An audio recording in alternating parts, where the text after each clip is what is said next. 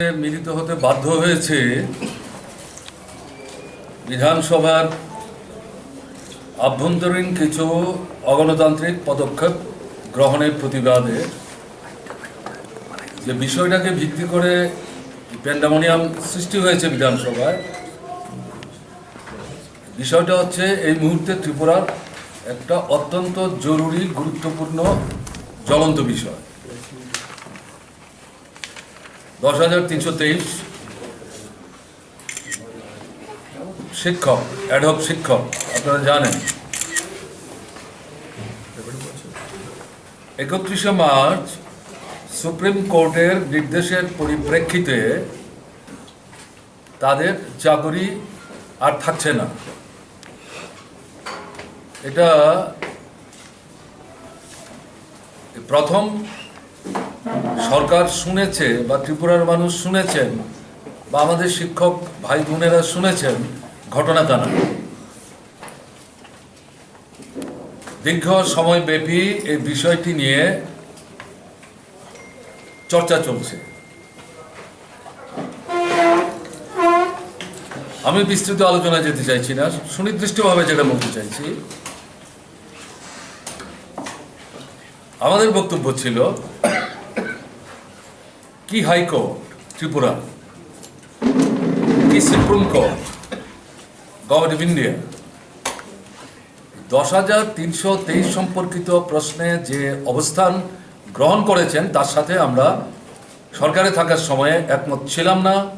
আমরা এখন সরকারে নেই, এখনো আমরা এর সাথে একমত না। কিন্তু বিচার ব্যবস্থার প্রতি তো অসম্মান প্রদর্শন করার অধিকার আমাদের নেই এবং সেটা আমরা করতেও চাই না। আমরাই বলেছি সুপ্রিম কোর্ট যেহেতু সিদ্ধান্ত নিয়েছে, আমরা এর সাথে একমত না হলেও এই সিদ্ধান্তকে কার্যকরী আমাদের করতে হবে, মানতে হবে, কিন্তু আমাদের একটা বিকল্প ব্যবস্থা করতে হবে।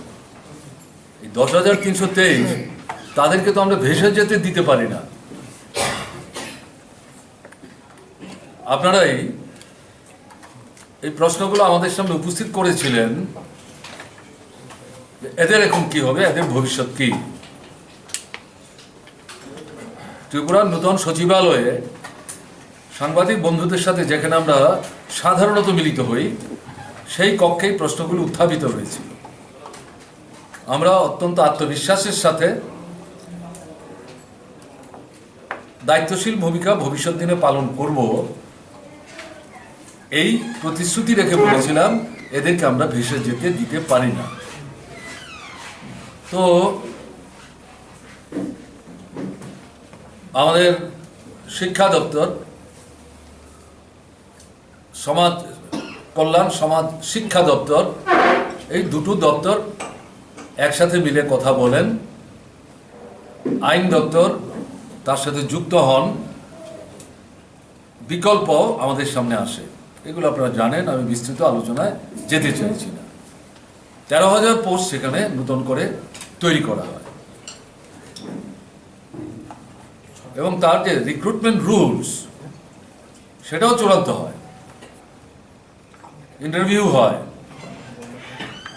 তাতে যেটা লক্ষ্য করা যায়, এই যে 10,323 এবং এর বাইরেও যারা রিক্রুটমেন্ট রুলসে এই চাকরিগুলি পেতে গেলে পরে যে যোগ্যতা থাকা দরকার, এই যোগ্যতার পরিধির মধ্যে যারা পড়েন, ছেলে মেয়ে নির্বিশেষে অনেকেই ইন্টারভিউ বোর্ডের সম্মুখীন হন। এটা প্রায় চূড়ান্ত পর্যায়ে চলে গেছিল, কিন্তু এর মধ্যে বিধানসভা নির্বাচনের নির্ঘণ্ট ঘোষণা হয়, স্বাভাবিক কারণেই আমাদের পক্ষে এটা বাস্তবায়িত করা সম্ভব হয়নি। আমাদের তরফ থেকে আমরা কিন্তু সঙ্গত, বিকল্প, বাস্তবধর্মী পদক্ষেপ গ্রহণ করেছিলাম।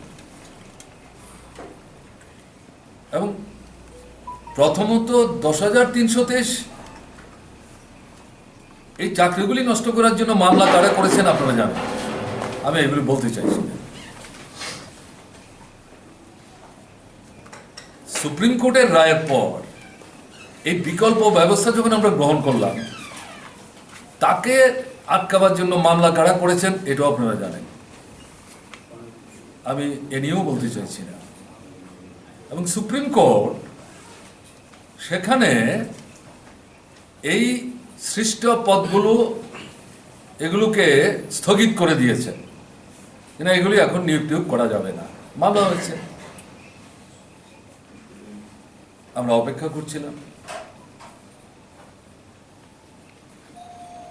বিজেপি তাদের যে নির্বাচনী ইস্তেহার, তাতে একটা জায়গায় তারা উল্লেখ করেছেন যে সরকার তৈরি করতে পারলে মানবিক দৃষ্টিভঙ্গি নিয়ে এই সমস্যার সমাধান তারা করবেন, অর্থাৎ 10,323-এর চাকরির ব্যবস্থা তারা করবেন। এরাই 10,323-এর বিকল্প যে ব্যবস্থা বামফ্রন্ট সরকার করলো, কি করে এতে চাকরি দেয় আমরা দেখব। রাস্তার মুড়ে মুড়ে দাঁড়িয়ে তাদের দলের নেতা নেত্রীরা বক্তৃতা করেছেন কোমর ঘুরিয়ে ঘুরিয়ে। আমরা অবাক হয়েছি, বিস্মিত হয়েছি, কি করে বলতে পারছেন এই সমস্ত কথা বলেছেন। আপনারাও জানেন, আপনারাই সংবাদ মাধ্যমের প্রতিনিধি হিসাবে এদের এই বক্তব্যগুলো জনসাধারণের জ্ঞাতার্থে সামনে এনেছেন। আমরা বিস্মিত হয়েছি, বলছে কি করে সমস্ত কথা। প্রশ্ন উত্তর ঠিক আছে, আগে এটা আলোচনা করুন, কারণ এটা জেনারেলি এই জাতীয় অ্যাডজার্টমেন্ট মোশনে ম্যাক্সিমাম 2 আওয়ার্স, মিনিমাম 1 আওয়ার আলোচনা হয়। আলোচনায় যারা অংশগ্রহণ করবেন, প্রভিশন হচ্ছে কোনো স্পিকার 15 মিনিট বেশি বলবেন না। তো কতজন বলবেন? শাসক দলের থেকে 2-4 জন বলবেন, বিরোধী দলের থেকে যিনি মোভার অব দি মোশন তিনি বা তার সঙ্গে 1-8 জন বলবেন। কাজে এটা তো 1 ঘন্টা 1.5 ঘন্টা 2 ঘন্টার মধ্যে শেষ হয়ে যেতে পারত, দিলেন না। তো এই পরিস্থিতিতে আমাদের মনে হয়েছে যে বিধানসভার সেশনে আজকে যাওয়ার কোনো অর্থই নাই বলে আমরা সিদ্ধান্ত করেছি বাকি আজকের দিনের যে সেশন আছে সেই ইয়েতে আমরা যাচ্ছি না। এবং আমরা আবার আমাদের মোশনের যে মূল কথা, তপনবাবুর দেওয়া যে মোশন, অ্যাডজার্টমেন্ট মোশনের যে মূল কথা, 10,323-এর স্থায়ী চাকুরির ব্যবস্থা করতে হবে। সরকার অবিলম্বে ঘোষণা করো যারা মারা গেছেন 10,323-এর মধ্যে এরকম 40 থেকে 50 জন, তাদের বাড়িতে অন্তত একজনের কাজের ব্যবস্থা করবে। এই দাবিটা রিস্টেট করার জন্য আপনাদের মাধ্যমে যাতে এটা সারা ত্রিপুরার মানুষের কাছে যায়, কারণ শুধু 10,323 না, তাদের পরিবারের সব মিলিয়ে যদি 50,000-ও, শুধু তারা না, গোটা ত্রিপুরার মানুষ অপেক্ষা করে আছেন বিধানসভায় কি হচ্ছে। কাজে আমাদের দৃঢ় বিশ্বাস এবং আপনাদের উপর আস্থা রেখে বলছি যে এই বিষয়গুলো আপনারা জনগণের সামনে নিয়ে যেতে সাহায্য করবেন। তার জন্যই আমরা বাধ্য হয়ে এই সম্মেলনে আপনাদের সঙ্গে মিলিত হয়েছি।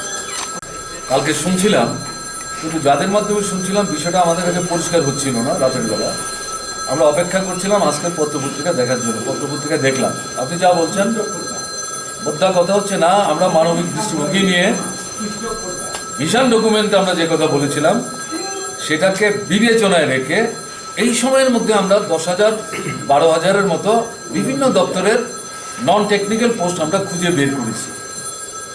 এবং এই পোস্টগুলোর মধ্যে যেটা দেখা গেছে তারাই বলেছেন গ্রুপ ডি, গ্রুপ 3।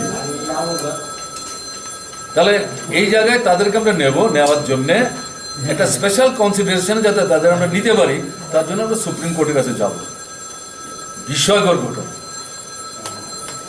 কি পোস্ট ক্রিয়েট করব, শূন্য পদ কত, নতুন ক্রিয়েটেড পোস্টে কিভাবে চাকরি হবে, শূন্য পদ কি করে পূরণ হবে না হবে, এটা যদি কেন্দ্রীয় সরকার হয় তারা ঠিক করবেন, এটা যদি রাজ্য সরকার হয় রাজ্য সরকার ঠিক করবেন। এর সাথে হাইকোর্ট সুপ্রিম কোর্টের কোনো সম্পর্ক নাই।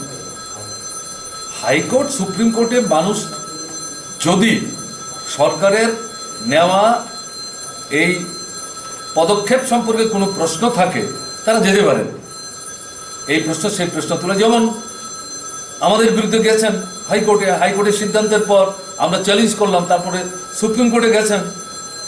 তো চাকুরি দেওয়ার আগে সরকার কেন সুপ্রিম কোর্টে যেতে চাইছে আমরা বুঝতে পারছি না। এটা আরেকবার ফাঁকি দেওয়ার একটা রাস্তা, এটা আরেকটা প্রতারণা একটা রাস্তা। এবং এই জায়গাটাতে প্রথম প্রশ্ন হচ্ছে 13,000 পোস্ট আছে, আপনারা বাতিল করেছেন, এগুলো রিভাইভ করুন। মন্ত্রিসভা কালকে যেমন পত্রিকায় দেখলাম কি স্পেশাল সেশন করেছে, মন্ত্রিসভার সব সেশনই স্পেশাল। মন্ত্রিসভাতে গল্পের জায়গা না, মানুষ এবং রাজ্যের মানুষের স্বার্থ সুরক্ষার বিষয় নিয়ে আলোচনা। ঠিক আছে, কালকে আলোচনা করেছেন, ভালো, আমরা এটা আপনাদের খারাপ কিছু করেছেন বলছি না। তা আপনারা এই মন্ত্রিসভার মধ্যে কালকে যে সিদ্ধান্ত নিতে পারতেন, যদি মানবিকই হন, তাহলে আমরা যেগুলি বাতিল করেছিলাম আমরা এগুলো আবার রিভাইভ করছি। অলরেডি ইন্টারভিউ হয়ে আছে, সবই তো এই 10,330 তার মধ্যে যুক্ত। হিসাব বের করেছেন 8,800 সামথিং আছেন, বাকিরা কোনো না কোনো চাকরিতে চলে গেছেন অথবা কেউ নেই। অলরাইট, তাহলে পোস্ট তো 12,000 হচ্ছে শিক্ষা দপ্তর, 1,000 হচ্ছে সোশ্যাল এডুকেশন এবং সোশ্যাল